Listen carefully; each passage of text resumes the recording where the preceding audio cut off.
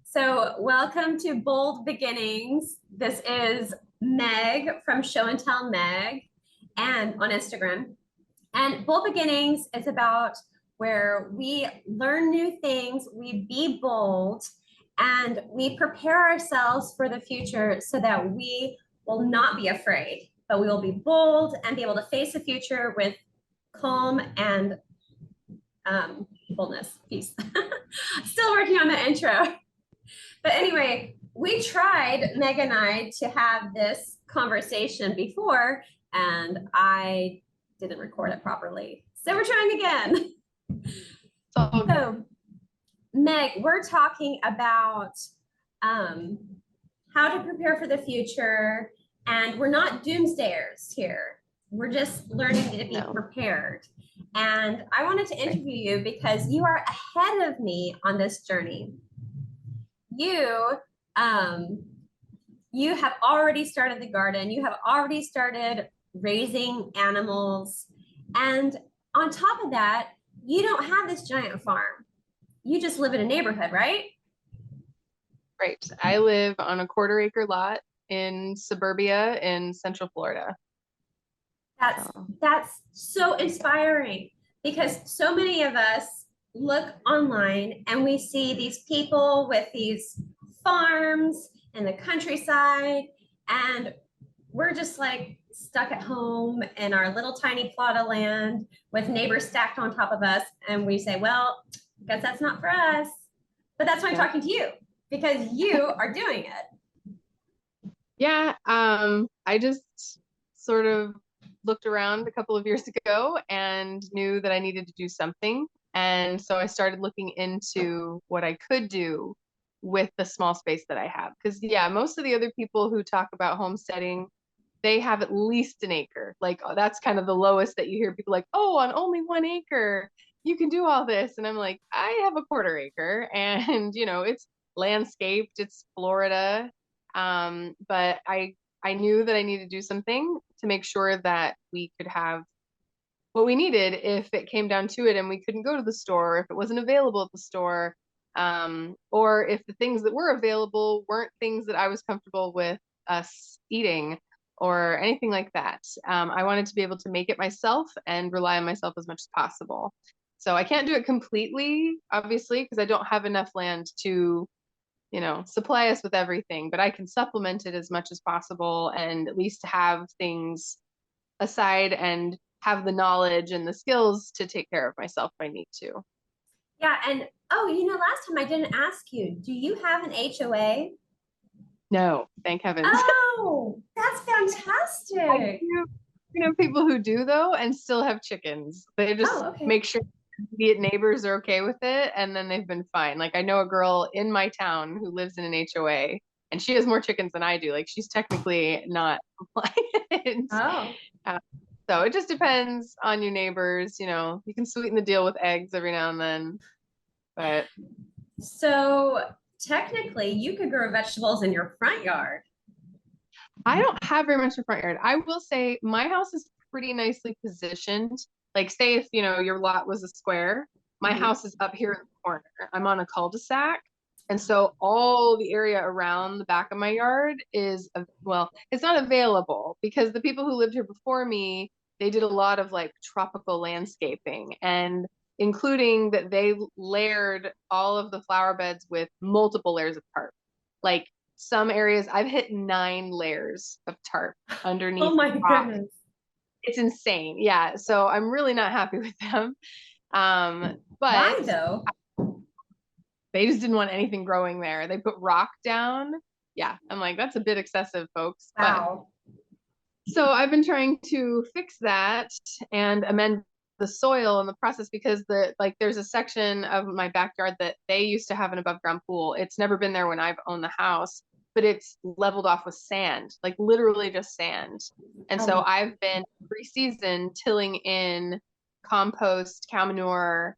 Now I have rabbits. I put rabbit manure in there, anything. And now things grow in there. So it just takes time. And so different areas of my yard I'll focus on each season and try to incorporate a little more to be usable. So it's not that all my land is usable either. It's, I I just try to make the most out of what is. Yeah, definitely. So how long have you been doing this?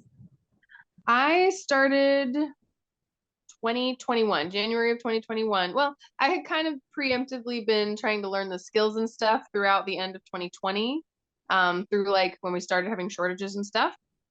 And by 2021 in January, I was like, okay, I need to get chickens because it's the most economical, reasonable amount type of protein that you can supply to yourself. And so I had to take a class with my local county extension office chicken man. I had to get a permit. I had to all this kind of stuff, jump through all these hoops. But I got my chickens. And then later that month, in the end of January, I got quails, and I keep the quails in my garage. And so the idea was chickens for eggs because they take so much longer to grow out to be able to produce eggs or meat. Quails for meat because they're much shorter period of time, and then a garden for vegetables and things like that. Eventually, about a year ago, I got into rabbits as well for Oh meat. wow. So have you eaten quail yet? Have you eaten the quail that you've raised? Yeah, and it's just dark meat. It's just dark meat chicken. They're delicious. They're a higher protein bird. They take higher protein feed than chickens do, but as long as you supply all their needs, I get one egg a day from all my females, and then whenever I have excess males or whatever, if I need to go, cycle through the line, I can process them and they go to freezer camp. I got really into, there's a man on YouTube. Pretty much everything I've learned is YouTube or other Instagram people or podcasts, things like that. But there's a man called Katernick's Corner on Okay. YouTube, and he actually lives in southern Florida, so a few hours away from me. And he's just an older man that loved raising birds, and he shows you everything. Like I've built his cages that he shows, and that's like I went off of all of his recommendations. And then I just found somebody close to me who had quail for sale and bought 10 quails and went from there. So now I have like, I don't know, 60 or 70 quails in my garage. Wow, that's a lot of quails. You must have a big I know garage. they're in a very small footprint. Their cages are like 3 feet wide by a foot and a half or 2 feet deep. And then there's 4 cages on top of each other. Like I call it the quail condo. And there's 2 of those, and that houses all of my birds. Oh wow. So I am quail illiterate. So does one quail feed one person or? For a meal, typically it's at least 2 quails for an adult because I say they're about the size of a Nerf football. They're Katernick quails, which are the Japanese ones. They're not the ones with the little bobber on their head. They just are little, like say, footballs. They're perfect snack size. They're like the snack of the animal kingdom, which is Okay. why I keep them just because they're just too tempting for other animals. But yeah, it's at least two to three quails for an adult in a meal. And when you process them, you have to kill them and remove the feathers and So take off easy the though. head. So much easier than doing chickens. Like I had a chicken. One of my chickens ended up being a male, and I was terrified that my like permit would get revoked. That for neighbors I didn't know were going to turn me in, all this stuff. And so a friend of mine helped me. She did the dirty work, and then I helped process him. And that was a decent job. I mean, it wasn't terrible, but it was a job. But the quails, I'm not kidding. You could have one totally done in a minute. They're so Oh, fast because they're small. Like you snip their head off, and then you go down the back of the spine, you peel, and then you just kind of scoop the innards out, and they're basically done. Or you have to clip their legs off. I mean, that sounds gross. but what about their Um, feathers? you pull it off. You can either pluck if you want to, if you want to keep the skin on it for roasting, or if you don't mind not having the skin, if you want it skinless, that's what would take like less than a minute. You just peel the whole skin off and it comes off with it. Crazy. I know. I'm like, I Okay. don't, nobody loves doing that. I don't. And there are times like I got to really, you know, amp myself up Yeah, I to do it. bet. Friends help me just for like moral support. But once you get going, it's very not as big a deal as we build it up in our head. So, and like I say, I Okay. do it in my kids. Have your kids seen So you do that? No, I have not got, they do know that we eat them, but they have not. My kids are 5. Like, oh, Yeah. that's the other thing. I'm a single mom. I have twin 5-year-olds and they love all the animals. But yeah, they know, they call the quails the chickies. We have chickens and chickies, and we eat the chickies and we eat their eggs. Like, they know this occurs, but they don't know how. And they know that people kill them. Like, so we're getting there. I just didn't want to traumatize them completely yet. That's probably good. Yeah. Um, yeah, I think farm life you kind of have to ease into if they weren't born into it. So Right. looks like you're doing a good job. So you're like a pioneer spirited woman in a neighborhood, and you have some extra difficulties because you work full time, right? Right. Yep. And you have twin I'm a single 5-year-olds. of Yes, 2 5-year-olds. Yeah. yes, single mom. So that's a lot of work. And you grow a garden and raise birds to eat and eat their eggs. So, Yep. so if you can do it, then anybody can do it, right? Because that's a big task. It is. And I mean, it's one of those things. I wish that I had done it a little more gradually than I did. Like, I dove right in. Within a month, I had chickens and quails to take care of, and I was trying to do the garden. And, there are times when I focus a little heavier on the quails for a short time or the garden for a short time. But there are tasks that have to be done every day or every week to upkeep the animals. And so those are like the baseline. But once you get everything established, it's really not that bad. Like, once I got the cages built, so now it's not automated, but it's much more so than it was before. Like, I have good cages that aren't building up, you know, poop and things like that are causing issues for the birds. I have a good watering system, so I can just fill that once a week. I'm not having to go in and every single day replenish all this stuff. And so, if you like focus on one thing, get that set up really well, and then move on to the next one, you'll be much better off than I was, because I drove myself kind of crazy. I was doing all of that, and I was just obsessed with learning how to preserve food in all these different ways all at the same time. So it was just my life Wow. for, I don't know, over a year. I was just like, that was my main hobby. It was all I did. And I don't recommend that. I got kind of burnt out, but I've kept with it, and I've gotten in more of a level place with a lot of Mm. it. And that was with what, 4-year-olds at the time? They were 3. I have a 3-year-old right now, and she cries if I take too long in the toilet. Yeah. It's like, where's Yeah. mom? I let them come out in the yard with me whenever I have to do things. I mean, my kids do get to go to daycare. That's good. I'm grateful for that. So I do, on my one day off from work, they are in daycare. So that's kind of my day, that if I have any big things, like if I was building the cages and things like that, I would do that on that day, because then I'm not, having to appease them and do manual labor. But on just a regular day, like if I'm cleaning the animals and stuff, I usually do that on Sunday afternoons, and they're out there doing it with me. They're asking me if they can help me sweep, or they Oh, can fill the buckets, they can collect the eggs. Like, they go collect the eggs every day. They love it. They love going to feed the rabbits and stuff like that. So they're very involved in it, even if they're not super helpful, but they feel like they are. And so it keeps them interested and invested in it too. right. So, wow, there's so many things I want to talk about with you. Okay, so you have chickens and quails and a garden and preserving food.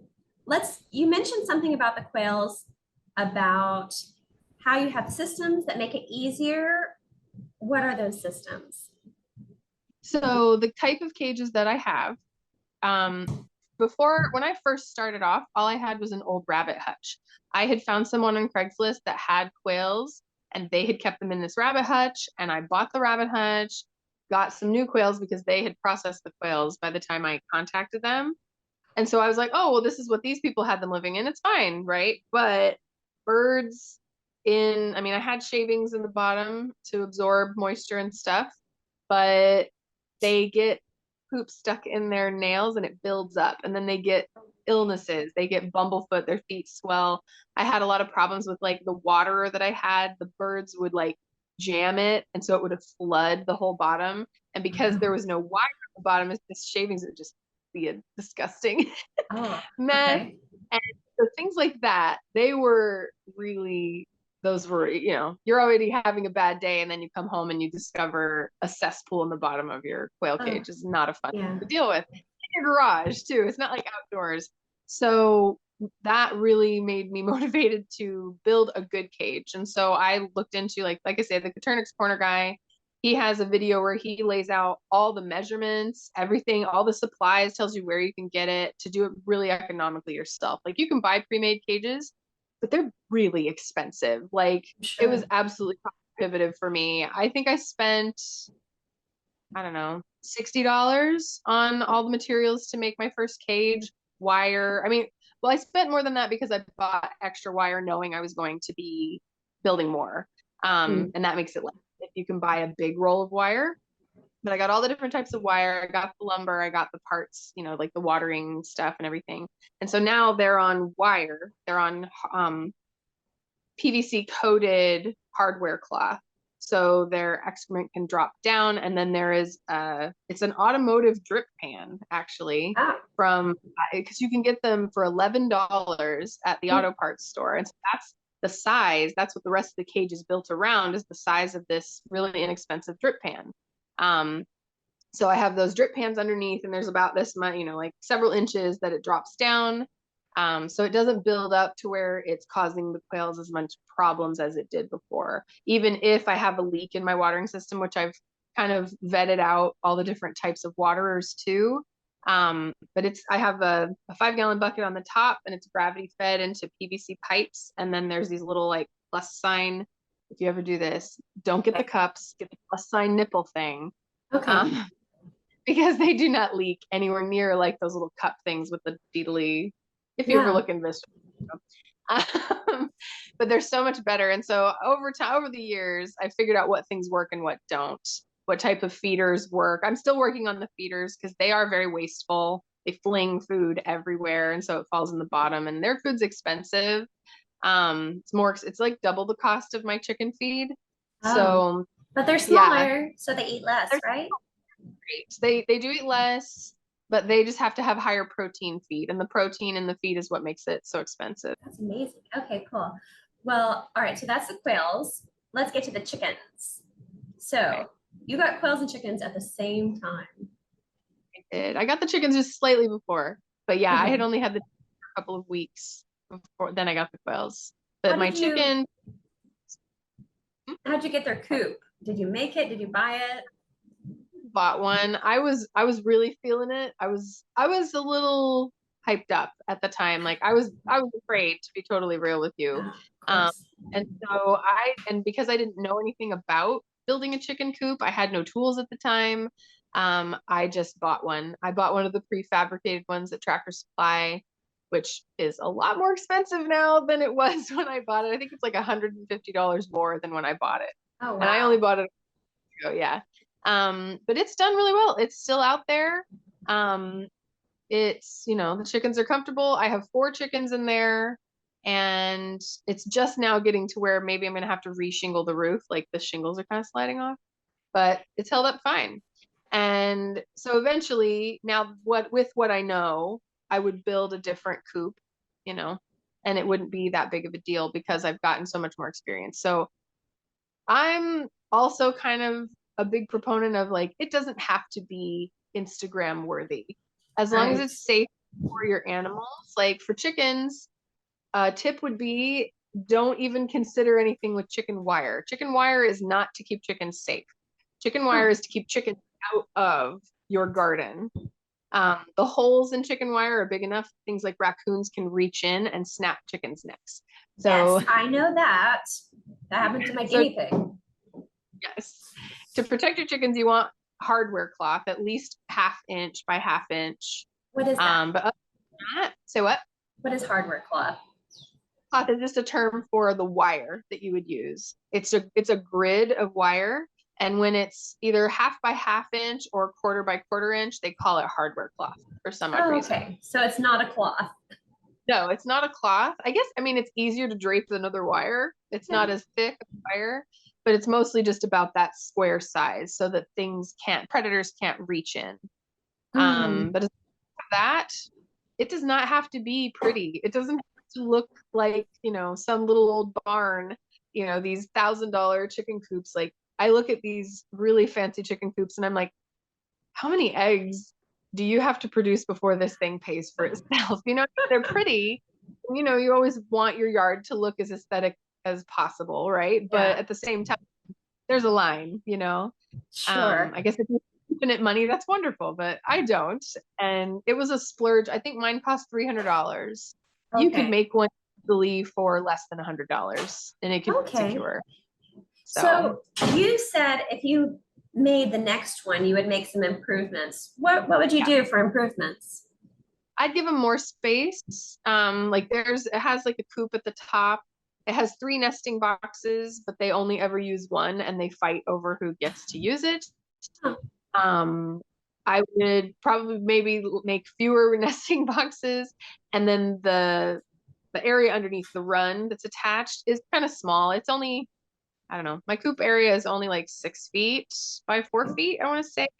So, and I feel like I have to coop them up in the day when I'm not home. I let them out when I'm home, but because I live in a suburb and my yard isn't even entirely fenced, heaven knows where my chickens would end up in the day if I just let them roam. So I would give them more space. I'd make it taller, things like that. I would make it out of thicker wood. This is kind of, it's an inexpensive, prefabricated kind of thing. So those, but not too many improvements other than that. Have you seen those doors, those chicken doors that will automatically go up at a certain time and down? Do you have one of those? Fancy. I do not, because those things cost like $200. Oh my. Expensive. And mine, because of how my coop is, like there's the hardware cloth run, and then there's the coop in the top and a little ladder. I used to go in and close the coop every day, but they can't get out of that bottom area. So I started just leaving the door open. So I haven't had any problems with it as long as the run is closed. They just come out in the morning when they want to, and then they go up in the night when they're done. And then I don't have to feel bad that they're cooped up. So it works good. Like that's one arrangement that I actually really like about the Tractor Supply one that I would probably replicate again. I've seen some other people have these portable chicken coops, I guess if they have more land, but I thought it might be because they will eat all the grass and stuff from one spot.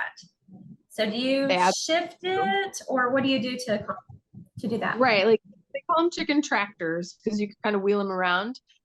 I had always intended to make mine into one, but it just didn't happen. So originally, like every couple of months, I rope in a friend and ask them to come and help me move it because it's not heavy. It's just kind of cumbersome because it's long. And then I have a certain area of my yard that previous owners had landscaped with rock and just killed everything anyway. It was like off of a patio. And so that's where I keep them because weeds grow in the rocks anyway. And I'm like, well, the chickens will eat the weeds. Yeah. And so I'll in this one spot, and you can actually see these like rectangular areas where there's no weeds that the chickens have been. And so yeah, I just move it periodically, and I haven't really had a problem. Like if you have a lot of chickens, it can smell. It can get a really yucky smell if they've sat in the same place for a long time. So that's part of it too. But it will absolutely kill off anything underneath it. It will burn, like their manure will burn out any kind of stuff that wants to grow. They eat the weeds and everything. So if you have a spot that you don't want anything to be, you put a chicken coop on it. But if you don't want that, you just move it periodically, and then it will sort of spread that out so that the grass has a chance to recoup before you put them back on that spot. Do you put any certain kind of bedding at the bottom of your coop? Yeah, all I use in the bottom of my coop is pine shavings. You just want to avoid, you can use pretty much any kind of wood shavings. You just want to avoid cedar. But you can buy pine shavings in a big bale at Tractor Supply for like $6. So it's really inexpensive. And honestly, I don't even have to clean out the coop very much. they tend to, it just doesn't build up very fast. It's mostly just to absorb the smell. Now, last time when I tried to have a chat with you, you were mentioning books because one day there might be a problem with the internet, like right now when I'm trying to talk to you. So are there any books about chickens or quails that you recommend? I don't have a book on quails, I will say that, but I know that for chickens, pretty much any kind of farm animal, there's stories guides. I have one on raising rabbits, that's really good, and it covers everything from housing to feeding them to processing them. It's kind of everything you would need to know if you couldn't look it up anywhere else. And they do that with chickens and pigs and cows and horses, all kinds of stuff. The quails, because I couldn't find a book, I just, when I found the knowledge, if I have I printed it out. So I have a list of all the different types of quail illnesses that they can get, what the signs are, and then what the treatment is. So yeah, I have different things for the chickens and different things for the quails to take care of them. But yeah, I do that with everything with homesteading, with taking care of the animals, with gardening, with cooking from scratch and canning things. I have books on all of that. I have first aid books. I have holistic medicine books, like just anything that I thought would be useful to have. I tried something on hand, whether it's a book or printed information that I found online. And I have notebooks that have that information in it to keep it together. Oh, that's fantastic. I'm going to need to get a list from you, just ones that you use. But since we're talking about books, let's shift to gardening. What book do you recommend for gardening? I like the Square Foot Garden or Square Foot Gardener. I can't remember which it's called, because I'm gardening in a small area. His system is designed to tell you in 1 square foot, this is how many of this type of plant you can put in there to get a good yield. And then other plants that can be planted next to it that will also help feed off of each other. They won't inhibit each other. There's a lot of different things about, you'll have nitrogen heavy plants and then plants that can't have heavy nitrogen. And if you were to plant them together, then they would cancel each other out and you won't get any fruit. And you're just wondering why. So his book is very beneficial for that. I also have another book about container gardening because my soil is so bad. I have fabric raised beds and a couple of metal raised beds mixed around. And so his is specifically talking about growing in containers. So I'd say it depends on that book. It was called, I think it's called, I can't remember. I'll grab it and I will send you a link to it. I got one that's like the Vegetable Gardener's Bible. I try to keep one. I have Rodal's Organic Gardening Encyclopedia because it kind of has a little bit about everything. If you have some kind of a problem, you can try to look it up in there. And then I know we talked about last time, there's another book I have about companion planting, which is called Carrots Love Tomatoes. Yes. And it's just specifically saying you can look up any vegetable you want to plant and it'll say they love this plant, this plant, this plant. They hate these plants.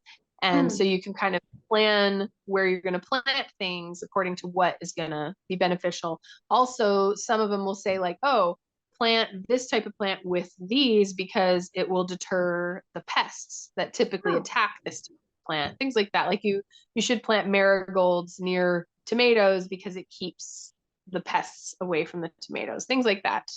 I don't even know all of them. But it's good information, especially even if you were going to grow something you're not familiar with. It just helps you start on the right foot. Yeah, and that has been a major learning curve because, we watch Instagram and everyone's like, okay, it's time to put your seeds in. And I followed that the first year that I did it. And I did all this work and I did not get anything out of my garden because everything died. And so I learned, and that's just kind of the nature of it. It's like learning anything, you're not going to be perfect at it at first. You're going to make mistakes and then you're going to learn. And the sad thing with gardening is that you have to wait a whole season before you can really try again. But you can try again. You haven't irrevocably messed up. And that's why I was so focused on learning it when I did, starting when I did, because I just felt very strongly that I needed to know how to do these things. And the time to learn is not when you are relying on this for eating. Like I can still go to the store. I know last time we talked about preserving food and how I canned corn, and I learned I hated canning corn. It was this crazy, when I can go to the store and I can buy, a 12 pack of cans and they cost like 50 cents a piece. And I did all this work to get these jars of corn, but I know how to do it now. Yeah. So if I can't get corn at the store and someone is growing corn or I grow corn, I can preserve it. So same thing with gardening. Like I knew I wasn't going to be living off my garden immediately by any means. And so I've just been trying to get better and better at it so that if I ever do, then I have that knowledge and things will go better than they did. Because if I rely on myself the last couple of years, we would have starved. Other than eggs. I can produce a lot of eggs. I got to start somewhere. Exactly. So for the new gardener, say in hot weather locations like Florida or the deep south, I guess, what would you recommend someone start with? What's the easiest thing to grow in hot weather?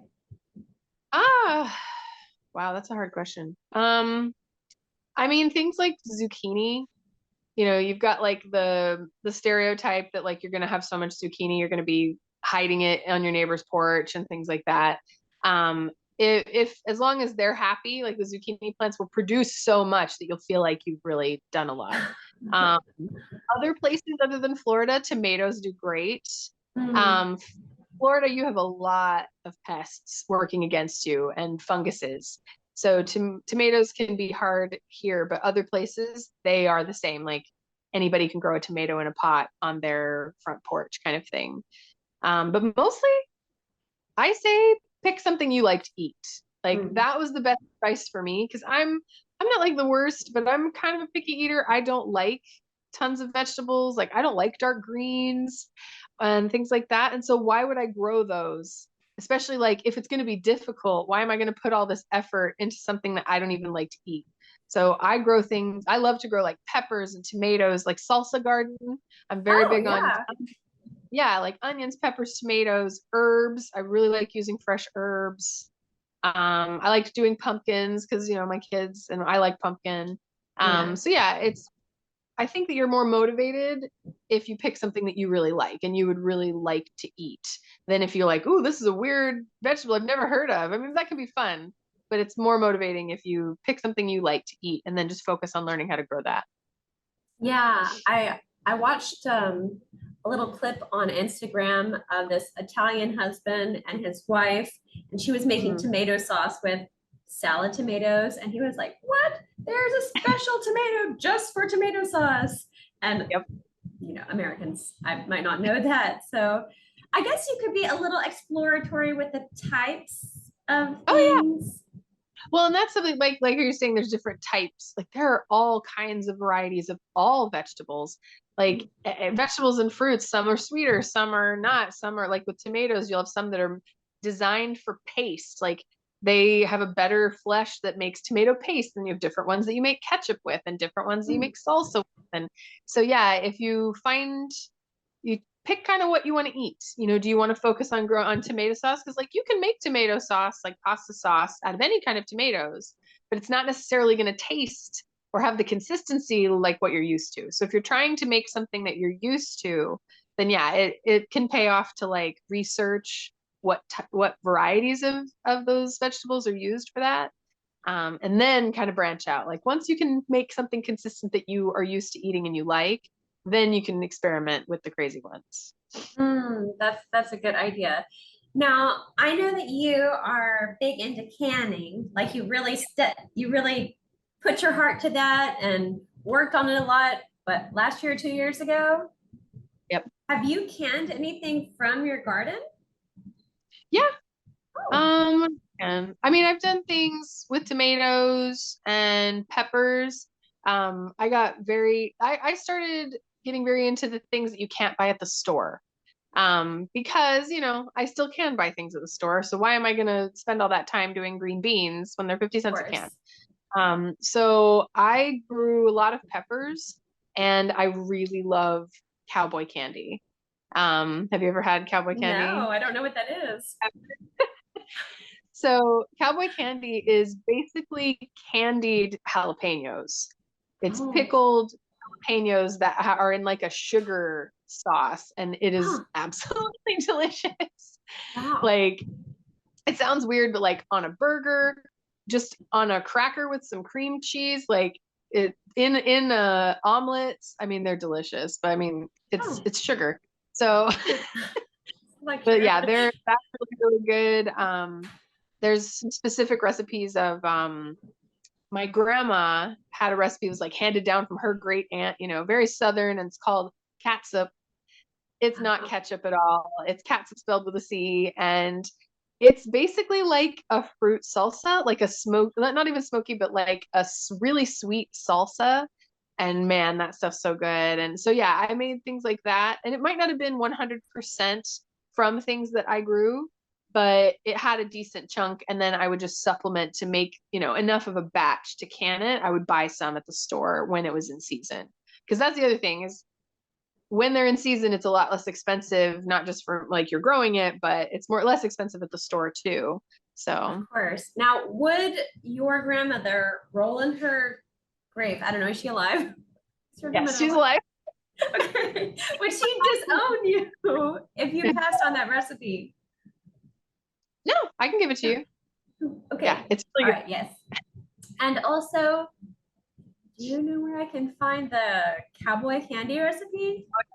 good. That one you can find online, but I can send it to you, and it's so easy. Okay. Okay. And Exciting. you, if you're canning anything with peppers, just keep in mind the seeds will make it hotter. So if you don't want it to be super spicy, if you just want like a nice jalapeno flavor and not like light you up, you just remove the seeds. But if you Okay. want it to be spicy, you leave the seeds in. So Oh, okay. That's good. Yay, that's very exciting. So canning, you mentioned to me before your go-to cans that you think are great, good savings. What are they called again? I really like Golden Harvest brand. They're less expensive than Ball, and I have had a lot more success with Golden Harvest lids than I do Ball brand lids. Oh, There's been a lot of speculation over the last couple of years that maybe Ball brand has let quality slip because they've become really popular. Like suddenly everyone was canning, and so they didn't have to have. I mean, most of the time they're fine, but I have never had a Golden Harvest lid fail, and I have had Ball brand lids oh, fail. that's And that's disappointing. yes, because you have done so much work, especially if you grew something yourself and you're trying to preserve it, and then it doesn't seal or the seal you think it is, and you're sitting on your shelf and it opens. Yeah, that's terrible. So, Yeah. Wow. So, okay, those jars. And then you mentioned some kind of pressure cooker. What is that called? so a pressure canner. Okay. It's the same idea as a pressure cooker that it raises the pressure inside, and so it makes it where it's a higher temperature. It can cook your food Hmm. at a higher temperature for less time, but it's a canner. So you cannot use a pressure cooker to can. So that's something Why to keep in not? mind. It has, it can blow up. Oh, It's just not built. I mean, I'm sure someone's grandma has done it, and they're like, "Oh, it's fine," but one-eyed grandmother. right. I have not learned how. So I'd stick with.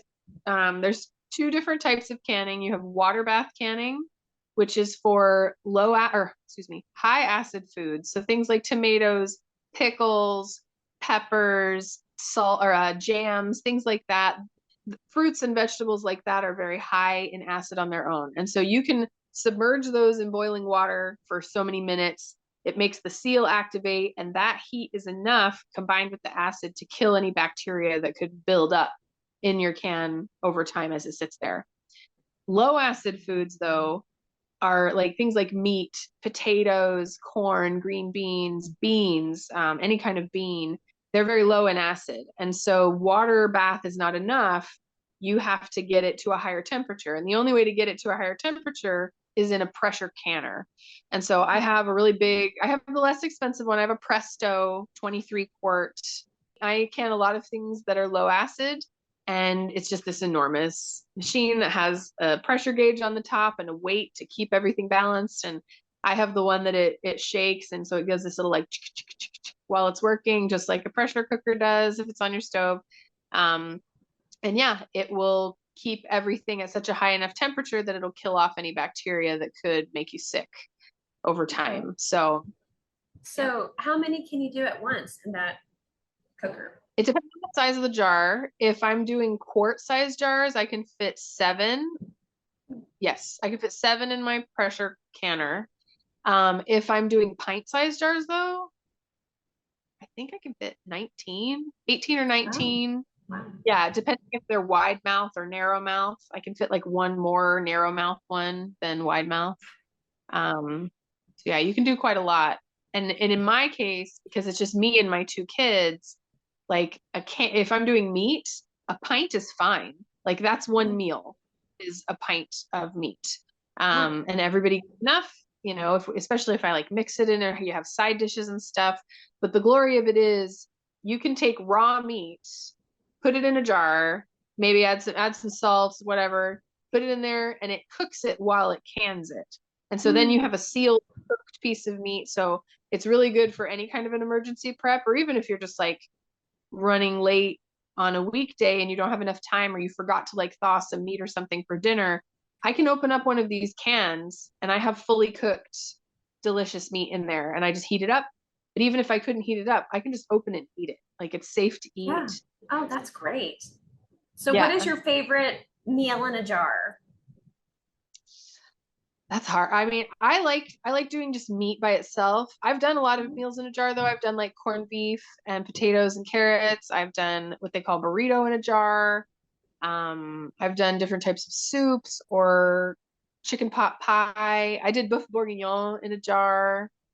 That's great. Like that's such a good idea, because if you're in an emergency situation, sometimes it would be nice to just be like, okay, here's the food, already cooked, already ready. I started doing some prepping myself with some cans of chickpeas, and I shared it on Instagram, and some people said, why don't you just get the dry beans? Well, first of all, in Singapore, the dry and the can are the same price. So if you have a water shortage or electricity, you might not be able to cook like in that situation. And dry beans take a long time. Like if you want them to take soft, you got to soak them overnight and, you know, rinse the water several times. So you're talking like a 24-hour experience versus like, yeah, I'm the same. I have buckets of dried beans. Do I cook the dried beans? No. They are my food storage, and I mostly stick to canned beans. But if, say, you used a lot of beans, you can pressure can those dried beans yourself, and they're a fraction of the cost of buying cans of beans. So I know a lot of people. There's a woman I follow on YouTube. Sutton's Daze is her YouTube, and she shows how to do all different types of beans, how to do all kinds of meats. Like she's a wealth of knowledge, and she's very entertaining too. So, but yeah, the beans thing is kind of life-changing. I've even seen people say, you know, here's how you can can beans to, you know, avoid any gastric distress and things like that. Like, because they're canning it themselves so they can control all these kinds of things. But yeah, eat tons of beans. You would save a lot of money if you canned it yourself instead of buying cans. If you know, okay, that's very useful. Do you have a book to recommend about canning? Yeah, I mean, I like the Ball brand. What is it called? It's a pretty thick one. It's kind of their classic canning book. I can send you a link, like a picture of it. For some reason I can't remember the title of it. That one's really good. I have another one that's specifically about pressure canning. I think it's called like the Pressure Canner book. And that one was really inexpensive on Amazon. It was like $12. And that one's been really good. It has a lot of like meals and just how to preserve individual things. Well, Meg, you have just been such an inspiration to me, even though this is part 2, where no one except us gets to see part 1 because I didn't record it. I always feel uplifted talking to you. Like, I have hope that I can do this. Weird. I mean, that's what I try to like I mean, I was very much on a soapbox while I was obsessed with it. But I mean, that's just what I try to tell people, like, it isn't that hard. I think that we all look at these tasks and think like it's so overwhelming. We look at these big time homesteaders who have these huge pieces of land and they raise meat and they, this is their life. This is all they do. But I'm not there. And so in the meantime, I can learn the skills to get there. Like you have to learn it, you have to do it to learn it. And yeah, it's just kind of a matter of pick a thing and learn how to do it. Learn how to make bread from scratch, learn how to can or dehydrate foods or raise chickens or anything like that. Learn all the different types of recipes that you can make with eggs when you have tons of eggs that you know what to do with. Yes, I've done that. And then just have them on hand to where, in case you didn't have internet or something like that, you have a wealth of information that you can just draw on at any time. And so your own experience over time will just make things easier for you. And so it's definitely not too hard. It's a lifestyle for sure, but it's doable. Well, thanks for sharing your mistakes as well. Sometimes I follow people on Instagram and they only share their successes. And it makes me feel like inadequate, like, oh my goodness, I know I'm gonna make so many mistakes. Just like now, I'm trying to start a podcast and YouTube and I've made so many mistakes. Right, but you've persevered. Yes. So, hopefully this can help a lot of people in the future and encourage people to just get started. We'll wrap this up. And again, thank you for your patience and for taking time to talk to me. It's no problem. Like, I'm just ready to start my day with encouragement. So thank you so much. I'm always available if anybody has any questions. Like, I'm ShowAndTellMeg at Instagram. And if anyone wants to know of a book title or something I mentioned, I have not the greatest memory sometimes. So just send me a message and I will let you know. Awesome. All right. Well, I'm going to say goodbye for now and let's keep in touch on Instagram. All right.